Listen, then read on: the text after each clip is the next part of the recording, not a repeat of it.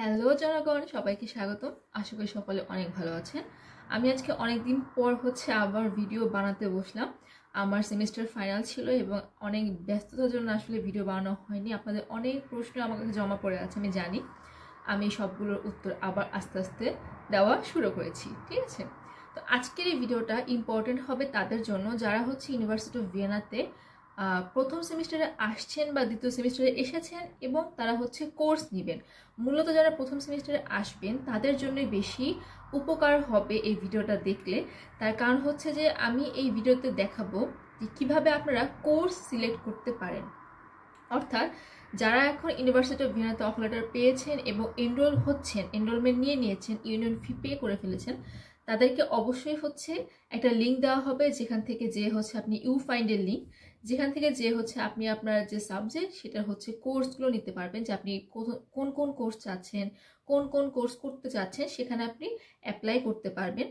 এবং এই ডেডলাইনটা ফেব্রুয়ারি 10 তারিখ থেকে ফেব্রুয়ারি 20 তারিখ পর্যন্ত। এর মধ্যে আপনাকে রেজিস্ট্রেশন করতে হবে। করার পরে তারা র্যান্ডমলি সিলেক্ট করে। এখানে সিলেক্টের ব্যাপারে অনেকেই হয়তো বা মনে করেন যে আমি এত আগে অ্যাপ্লাই করেছি কিন্তু স্টিল আমি কেন সিট পাইনি। এটা আসলে খুবই র্যান্ডম, ওরা যে কীভাবে চুজ করে এটা বলা যায় না। ইভেন তো আমার এমন হয়েছে যে আমি একটা কোর্সের জন্য এক সেমিস্টার ধরে ট্রাই করছি, বাট আমি সিট পাচ্ছি না।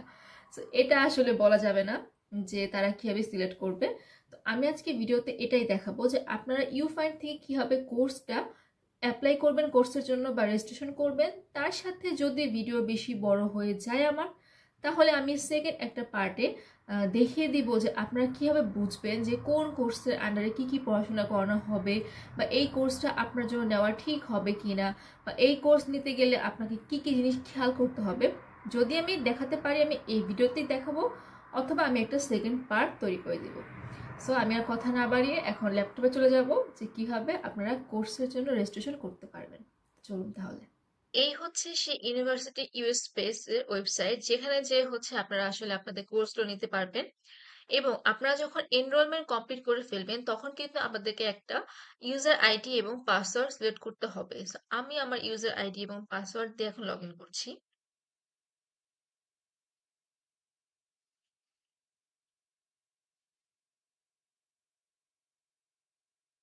লগ ইন করার পর দেখতে পারবেন যে এই যে ইউ ফাইন্ডে যদি আমি যাই এখান থেকে, সেখানে আমাকে আবার লগ ইন অপশন দিবে এবং আমি লগ ইন করে নিচ্ছি এখানে। যদিও লগ ইন এখানে না করলেও হয়, বাট আমি লগ ইন করে নিচ্ছি।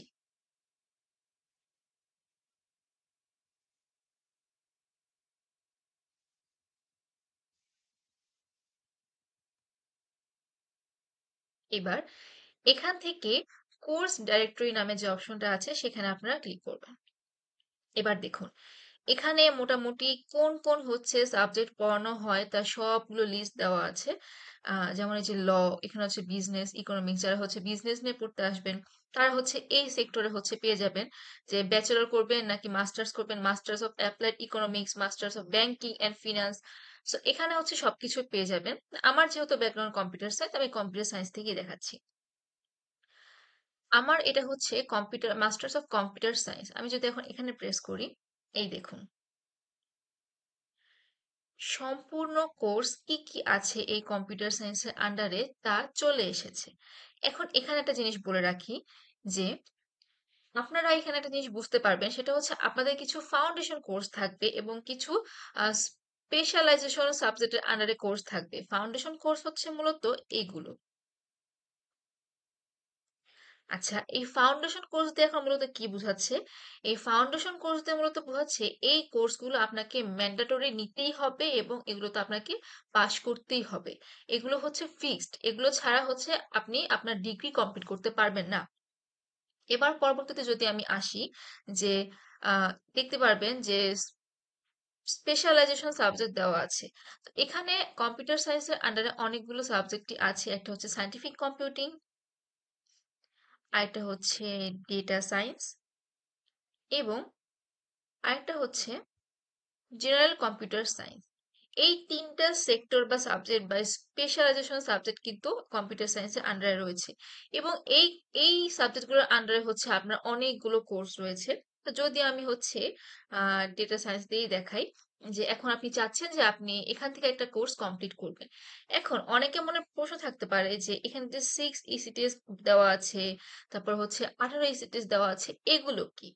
আচ্ছা, এগুলো যেটা হতে পারে শুধুমাত্র কম্পিউটার সায়েন্সের জন্য আমি বলছি না। এখন যে কথাটা আমি বলবো এটা আপনারা বিজনেসের জন্য যারা এপ্লাই করবেন তাদের জন্য সেম, বা যে সেক্টরে এপ্লাই করেন না কেন, যদি ইসিটিএস পাশে উল্লেখ করা থাকে তাহলে সিস্টেমটা সম্ভবত সব রকম ভাবেই সেমই হবে সবার জন্য। এখন আমি বলি যে জিনিসটা আসলে কি বোঝাচ্ছে। এই যে ডেটা অ্যানালাইসিস, এই যে এটা দেখতে পাচ্ছেন, এটাকে আসলে একটা ক্লাস্টার বলা হয়। এই ক্লাস্টারের আন্ডারে আপনি এই কোর্সগুলো আপনার আছে। এখন আপনাকে অবশ্যই এই ক্লাস্টারটা কমপ্লিট করতে হবে এবং এই ক্লাস্টারের আন্ডারে যে কোর্সগুলো আছে সেখান থেকে আপনাকে 6 ইসিটিএস কমপ্লিট করতে হবে। এটাই হচ্ছে মূলত এই ক্লাস্টারের ক্রাইটেরিয়া, যে আপনি যদি 6 ইসিটিএস কমপ্লিট করেন তাহলে আপনার এই ক্লাস্টারটা কমপ্লিট হয়ে যাবে। ঠিক আছে? এখন আমি দেখাই যে 6 ইসিটিএস আপনি কিভাবে কমপ্লিট করতে পারবেন, বা এটার এই ক্লাস্টারের আন্ডারের প্রসিডিউর গুলো। তো আমি যদি প্রথম কোর্সে যাই, যে ফাউন্ডেশন অফ ডেটা অ্যানালাইসিস, তাহলে দেখতে পারবেন যে এই কোর্সটা কিন্তু 6 ইসিটিএস এর। হুম এই কোর্সটা 6 ইসিটিএস এর, এবং আপনি যদি এই কোর্সটা পাশ করে যান বা এই কোর্সটা নিতে পারেন তাহলে আপনার 6 ইসিটিএস, সরি, 6 সিটিএস কমপ্লিট হয়ে যাবে, এবং 6 সিটিএস কমপ্লিট হয়ে গেলে আপনার কিন্তু সেই ক্লাস্টারটাও কমপ্লিট হয়ে যাবে। এখন আপনি যদি এই কোর্সটা নিতে চান তাহলে দেখুন এখানে লেখাই আছে যে রেজিস্ট্রেশনের সময় হচ্ছে 10 তারিখ থেকে শুরু এবং এটা হচ্ছে 21 তারিখে শেষ হবে। আর এখানে লেখা আছে ডি রেজিস্ট্রেশন পসিবল। এটার মানে আসলে কি বোঝাচ্ছে? এটার মানে আসলে বোঝায় কি, যে আপনি ধরুন এই সেমিস্টারে কোর্সটা নিয়েছেন এবং আপনি সিটও পেয়েছেন, কিন্তু প্রথম দুই একটা ক্লাস করার পর আপনার কাছে মনে হয়েছে যে না, আমার পক্ষে এই কোর্সটা এই সেমিস্টারে করা পসিবল হবে না। এক্ষেত্রে আপনি কিন্তু চাইলে মার্চের 14 তারিখের মধ্যে আবার হচ্ছে ডি রেজিস্টার করতে পারেন। এতে হবেটা কি, এই কোর্সটা আপনার কাউন্ট হবে না। অর্থাৎ এই কোর্সটাকে আপনার এখানে ফেল হিসেবে ধরা হবে না, ধরা হবে যে আপনি এই কোর্সটা নেননি। সো এটা আপনি পরবর্তীতে আবার অ্যাপ্লাই করতে পারবেন নেওয়ার জন্য। এবার আমি বলি যে এখানে যদি আপনি প্রেস করেন রেজিস্টার বা ডি রেজিস্টার, এখান থেকে আপনি হচ্ছে রেজিস্টার করতে পারবেন। যদিও আমি এই কোর্সটা একবার নিয়ে নিয়েছি তাই আমি হয়তো বা এখন রেজিস্টার করতে পারবো না। আমি আরেকটা কোর্সের মাধ্যমে আপনাদেরকে দেখাবো যে আমি কিভাবে রেজিস্ট্রেশন করেছিলাম। আচ্ছা, এবার একটা কথা, সেটা হচ্ছে আপনি কিন্তু প্রত্যেকটা কোর্সের নিচে যদি একটু দেখেন কেয়ারফুলি, দেখবেন যে ক্লাস টাইম, কবে কবে ক্লাস হবে, কোন কোন প্লেসে ক্লাস হবে, সবকিছুই কিন্তু মেনশন করা থাকে। এবং একটা গুরুত্বপূর্ণ ইনফরমেশন, সেটা হচ্ছে অবশ্যই যে প্রত্যেকটা কোর্সের এই ইনফরমেশন সেকশনটা আপনারা ভালো মতো চেক করে নেবেন। এখানে কিন্তু বলাই থাকে যে এই কোর্সটাতে আসলে কি কি পড়ানো হবে, কিভাবে পড়ানো হবে, কয়টা অ্যাসাইনমেন্ট থাকবে, কয়টা ল্যাব থাকবে, বা হচ্ছে কিভাবে সবকিছু প্রসেস করা হবে, সবকিছু কিন্তু এখানে মেনশন করা থাকে। ইভেন দেখুন, আপনি এখানে লেখা আছে যে যদি আপনি এই কোর্সটা হচ্ছে পাশ করতে চান বা কমপ্লিট করতে চান তাহলে আপনাকে অবশ্যই regular attendance is strongly recommended. ঠিক আছে? সো অ্যাটেন্ড থাকাটা কিন্তু ইম্পর্টেন্ট। আপনাকে এটা এই কোর্সে ইনফরমেশন সেকশন থেকে পড়ে দেখতে হবে যে কোন কোন কোর্সে আসলে ক্লাসে অ্যাটেন্ড থাকাটা ম্যান্ডেটরি অথবা ম্যান্ডেটরি না। এবার একটা কথা, আমি যে বলেছিলাম যে একটা কোর্সে ইনফরমেশন সেকশনটা ভালো মতো পড়ার জন্য তার আরেকটা যে মেইন রিজন সেটা হচ্ছে আমি এখন দেখাবো। ধরুন আপনি এই কোর্সটা নিতে চান, ন্যাচারাল ল্যাঙ্গুয়েজ প্রসেসিং। আপনি প্রেস করলেন এখানে, তারপরে সবকিছু তো সেমই, যে আপনি এখান থেকে ইনফরমেশন পাবেন যে কি হবে, কোন দিন কবে কোথায় ক্লাস হবে। বাট ইনফরমেশন সেকশনে যে আপনি একটা জিনিস খেয়াল করবেন যে minimum requirements and assessment criteria, অর্থাৎ এই কোর্সটা নিতে হলে আপনাকে আসলে কি কি কি ক্রাইটেরিয়া ফিল আপ থাকা লাগবে। তার মধ্যে যে মেইন ক্রাইটেরিয়া সেটা হচ্ছে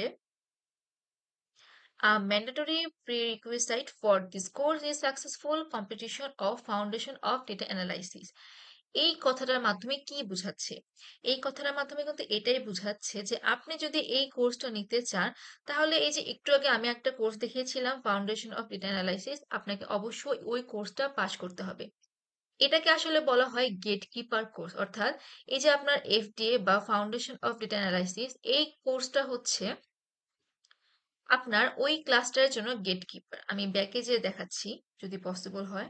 তাহলে ব্যাপারটা এমন হচ্ছে যে আপনি যদি ডেটা অ্যানালাইসিস এই ক্লাস্টারটা কমপ্লিট করতে চান, তাহলে আপনাকে অবশ্যই এটার যে গেটকিপার অর্থাৎ ফাউন্ডেশন অফ ডেটা অ্যানালাইসিস এই কোর্সটা কমপ্লিট করতেই হবে। এবং আপনি এই কোর্সটা কমপ্লিট না করে এই ক্লাস্টারের আন্ডারে বাকি যে কোর্সগুলো সেগুলো নিতে পারবেন না, কারণ এটা হচ্ছে এই ক্লাস্টারের গেটকিপার।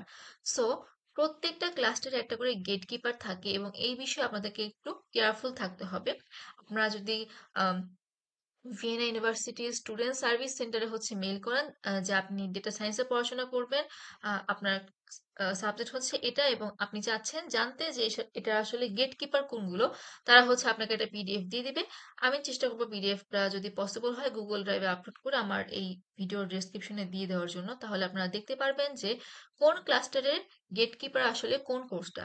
এবং ওই কোর্সটা কিন্তু পাশ না করলে আপনি তার পরবর্তী কোর্সগুলো নিতে পারবেন না। যেমন আমি যদি আরেকটা এক্সাম্পল দিই, সেটা হচ্ছে এখন ধরুন আপনি হচ্ছে অ্যাডভান্স ডেটা অ্যানালাইসিস এই যে ক্লাস্টারটা, এখানে আপনাকে 18 ইসিডিএস কমপ্লিট করতে হবে। হুম, এখন কোনো কারণে আমি ধরলাম এই ক্লাস্টারের জন্য গেটকিপার হচ্ছে এই কোর্সটা, তাহলে কি হবে? আপনি এই কোর্সটা যদি কমপ্লিট না করেন, তাহলে আপনি পরবর্তী এই কোনো কোর্সই নিতে পারবেন না। আপনি এই কোনো কোর্সের জন্যই হচ্ছে সিলেক্টেড হবেন না।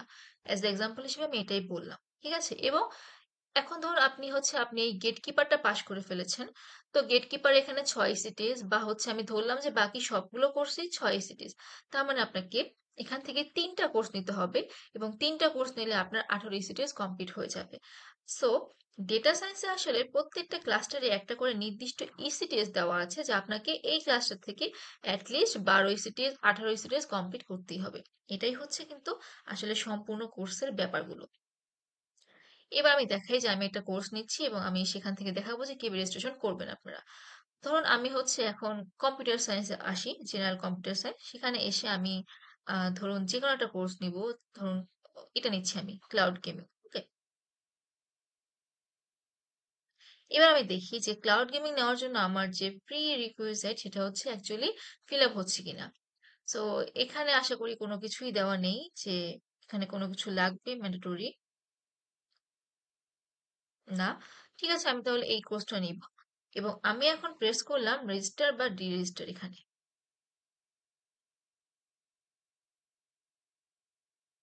আচ্ছা, এবার হচ্ছে দেখুন আপনি ডিগ্রি প্রোগ্রাম সিলেক্ট করবেন, মাস্টার ডিগ্রি প্রোগ্রাম।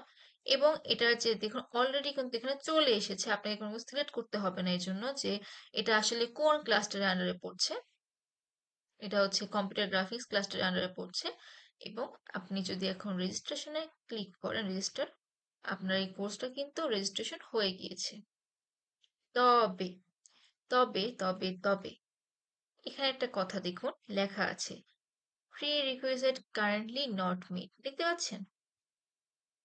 তার মানে আমাকে অবশ্যই আবার চেক করে দেখতে হবে যে এই ক্লাসের জন্য এই কোর্সটা নেওয়ার জন্য আমাকে একটা প্রি-রিকুইজিট কোর্স আছে যেটা আমাকে কমপ্লিট করতে হবে। তাহলে আমার যে ভুলটা হয়েছিল বা আমি কেন ওই কোর্সটা পাইনি, তার রিজনটা কি? কারণ লেখা ছিল যে আমার যে প্রি রিকুইজিট সেটা কমপ্লিট হয়নি। এখন আমি এই কম্পিউটার গ্রাফিক্স ক্লাস্টারের আন্ডারে হচ্ছে এই কোর্সটা নিতে চাচ্ছিলাম, কিন্তু এটার যে গেট কিপার সেটা হচ্ছে ফাউন্ডেশন অফ কম্পিউটার গ্রাফিক্স, যেই কোর্সটা কিন্তু আমার আসলে কমপ্লিট করা হয়নি। আমি এই কোর্সটা কমপ্লিট করিনি, আমি এই কোর্সটা আগে কখনো নিইনি।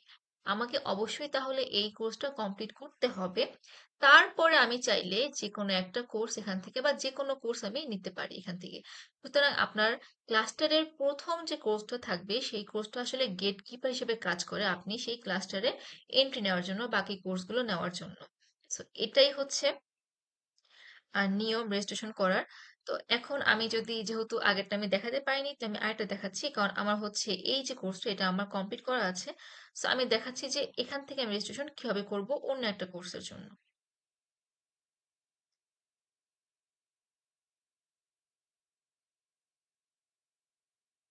আচ্ছা, সো আমার যে ডেটা অ্যানালাইসিস ক্লাস্টারটা ছিল সেটা আন্ডারে যে এফডিএ কোর্সটা ছিল সেটা আমি কমপ্লিট করে ফেলেছি। সো সেই কোর্সের আন্ডারে সেই ক্লাস্টারের আন্ডারে এই কোর্সটাও কিন্তু আছে। এখন আমি তাহলে এটাই নিব।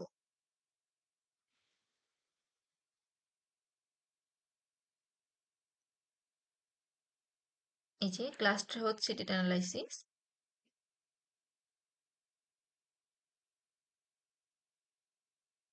এবার দেখুন এবার কিন্তু লেখা উঠেছে সেভড সাকসেসফুলি, অর্থাৎ এবার কিন্তু আপনার এই কোর্সের জন্য রেজিস্ট্রেশন কমপ্লিট হয়ে গিয়েছে। ঠিক আছে, এবং এবার দেখুন এখানে কি লেখা আছে। একটু আগে কিন্তু দেখেছিলেন লেখা ছিল যে প্রি রিকুইজিট ডাজন্ট ম্যাচ বা এরকম কিছু একটা, কিন্তু এখানে এখন লেখা আছে যে আপনাকে ডেডলাইন পর্যন্ত ওয়েট করতে হবে যে আপনি এই কোর্সে আসলে সিট পাবেন কি পাবেন না। তারপর আবার দেখুন এখানে কিন্তু এটাও মেনশন করা থাকে যে 25টা সিট আছে এবং অলরেডি 25 জনের মতো এই কোর্সে অ্যাপ্লাই করে ফেলেছে। তো এগুলো আপনারা বুঝতে পারবেন এখান থেকে দেখে। এবং এই যে আপনি যদি এখন ডি রেজিস্টারে প্রেস করেন তাহলে কিন্তু আপনি এই কোর্স থেকে আবার হচ্ছে ডি রেজিস্টার করে ফেলতে পারবেন। ঠিক আছে, সো এই হচ্ছে কোর্স নেওয়ার নিয়ম। এবং আমি মনে করি একটা ভিডিওর মধ্যে হয়তো আমি কমপ্লিট করে ফেলেছি যে কিভাবে কোর্স নিতে হবে এবং কোন কোন বিষয়গুলো মাথায় রাখতে হবে। তো এটাই হচ্ছে কোর্স নেওয়ার জন্য ম্যান্ডেটরি বিষয়গুলো। সো আপনাদের কিভাবে কোর্স নিতে হবে। তাহলে আমি আশা করছি যে আপনারা বুঝতে পেরেছেন কিভাবে আপনারা কোর্স রেজিস্ট্রেশন করবেন। এবং আমি শুধুমাত্র কম্পিউটার সায়েন্স যারা তাদের জন্য দেখিয়েছি পুরো প্রসেসটা, কিন্তু আসলে সম্পূর্ণ প্রসেসটা সব ডিপার্টমেন্টের জন্যই সেম হবে কোর্স নেওয়ার ক্ষেত্রে। কারণ আমি যখন অন্যান্য ডিপার্টমেন্টগুলোতে হচ্ছে গিয়ে দেখেছিলাম, অন্যান্য ডিপার্টমেন্টের ওয়েবসাইটে যে যেমন বিজনেস ইকোনমিক্স বা অ্যাপ্লাইড ইকোনমিক্সে যে দেখেছিলাম, অনেকটাই সিমিলার ছিল যে ক্রাইটেরিয়া বা হচ্ছে ইসিটিএসগুলো হচ্ছে বা ক্লাস্টারের মধ্যে কত ইসিটিএস নিতে হবে এগুলো মেনশন করা থাকে। সো আমি যে প্রসিডিওরটা বলেছি বা হচ্ছে ক্লাস্টার নিয়ে ইসিটিএস নিয়ে এবং কোর্স কীভাবে বুঝে বুঝে নেবেন যে কোন কোর্সটা আপনার জন্য প্রয়োজন বা কোন কোর্স নিয়ে আপনি পড়াশোনা করতে চান, সেটার জন্য আপনি ইনফরমেশন পার্টটা পড়বেন অথবা ভিতরে যা যা লেখা থাকে সব কিছু পড়বেন। সো এই জিনিসগুলো হচ্ছে সব কোর্সের জন্যই সেম থাকবে। সো আশা করি আপনারা বুঝতে পেরেছেন যে কীভাবে কোর্স নেবেন এবং পরবর্তীতে সেই একইভাবে হচ্ছে কোর্স নিতে হয়, ইউনিয়ন ফি পে করতে হয় এবং হচ্ছে কোর্সের জন্য রেজিস্ট্রেশন করতে হয়।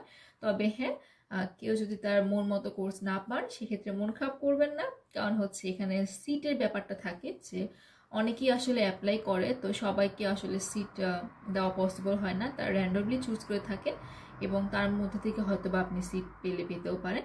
আর যদি খুবই ইমার্জেন্সি হয়ে যায় যে আপনাকে এই কোর্সটা এই সেমিস্টারে নিতেই হবে, আদারওয়াইজ আপনার কোনো অপশনস নেই, সেক্ষেত্রে আপনি হচ্ছে স্টুডেন্ট সার্ভিস সেন্টার এখানে মেল করতে পারেন এবং সেখানে মেল করলে বা হচ্ছে যে কোর্সের যে প্রফেসর তাকে হচ্ছে পার্সোনালি রিকোয়েস্ট করতে পারেন মেল করে যে আপনার প্রবলেমটা উল্লেখ করে যে আপনার এই কোর্সটা এই সেমিস্টারে এতটাই ইম্পর্টেন্ট। কারণ অনেক সময় দেখা যায় কি অনেক কোর্সের জন্য অনেক ক্লাসটা ফিল আপ হচ্ছে না, সো একটা লেন্দি প্রসেস হয়ে যায়, তখন আপনাকে সেটা ভালো মতো এক্সপ্লেন করতে হবে, প্রফেসরকে বুঝিয়ে বলতে হবে এবং কনভিন্স করতে হবে। যদি আপনি পারেন তাহলে হচ্ছে আপনি সেই কোর্সে হয়তো বা এনরোল হতে পারবেন। সো আজকের মতো এই পর্যন্তই। আপনারা ভালো থাকবেন এবং আপনাদের বাকি যেসব প্রশ্ন আছে সেগুলো নিয়ে আমি আস্তে আস্তে আবার ভিডিওগুলো করা শুরু করব। Bye bye.